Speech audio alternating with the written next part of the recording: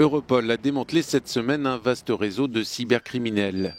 Dirigé par un Géorgien de 35 ans, le réseau utilisait un logiciel malveillant russe, Goznim, pour pénétrer les ordinateurs de milliers de victimes à travers l'Europe et les États-Unis. Il aura fallu 3 ans d'une étroite collaboration entre les polices de 6 pays pour neutraliser les pirates, eux-mêmes disséminés sur les 2 continents. 10 personnes ont été interpellées, 5 suspects de nationalité russe sont activement recherchés.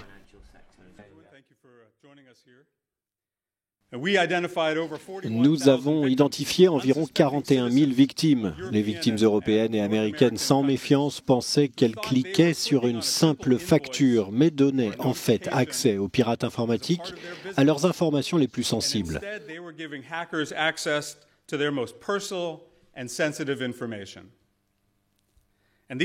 Parmi ces victimes, il y avait des entreprises familiales, des cabinets d'avocats, des entreprises internationales, mais aussi des ONG qui travaillent avec des enfants handicapés.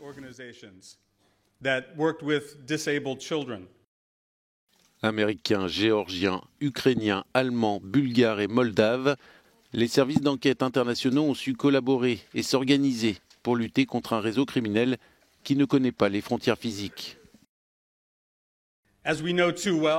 Comme nous le savons trop bien, la cybercriminalité est un problème international qui exige une réponse internationale.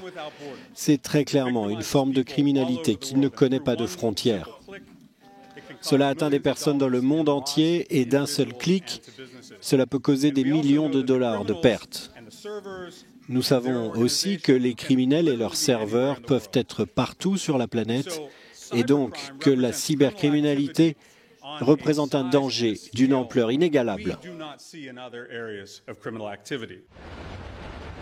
L'Union européenne s'est dotée ce vendredi d'un nouvel arsenal de mesures restrictives pour sanctionner les responsables de cyberattaques menées depuis l'extérieur de l'Union.